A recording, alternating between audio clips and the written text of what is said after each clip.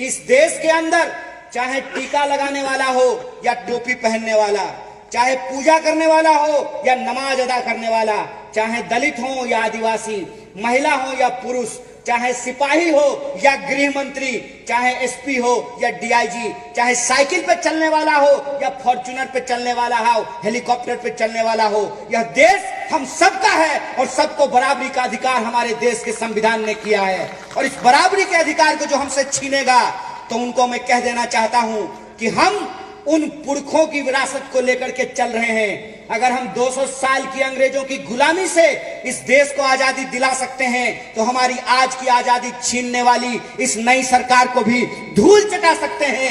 यही संकल्प आज लेने की जरूरत है और इसी संकल्प के तहत एक आखिरी बात बोल करके मैं अपनी बात खत्म करूंगा। एक बात याद रखिएगा, कोई भी मंजिल पे पहुंचने के लिए पहले कदम की जरूरत होती है। सामने जो बिल्डिंग बना हुआ है उस बिल्डिंग को एक एक ईंट को जोड़ने से बनाया गया है।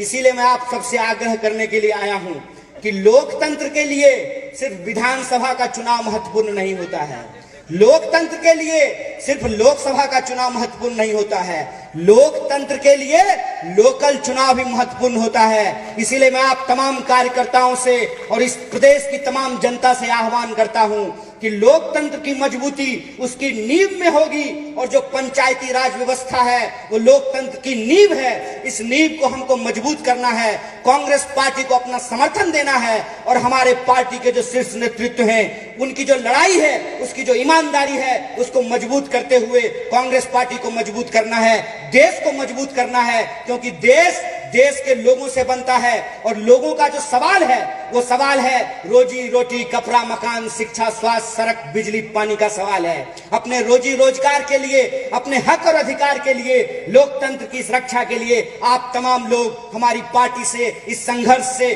जुड़े हुए हैं। इसको और मजबूत कीजिए, पंचायत में मजबूत कीजिए, विधानसभा में मजबूत कीजिए, लोकसभा में मजबूत कीजिए। क्योंकि आज देश की जरूरत कांग्रेस पार्टी की है, क्योंकि कांग्रेस पार्टी वो पार्टी है जिसने इस देश को बनाया है। 135 सालों में इस देश के हक और अधिकार के लिए हम लड़े हैं और आगे भी आप तमाम लोगों के हक और अधिकार के लिए लड़ेंगे।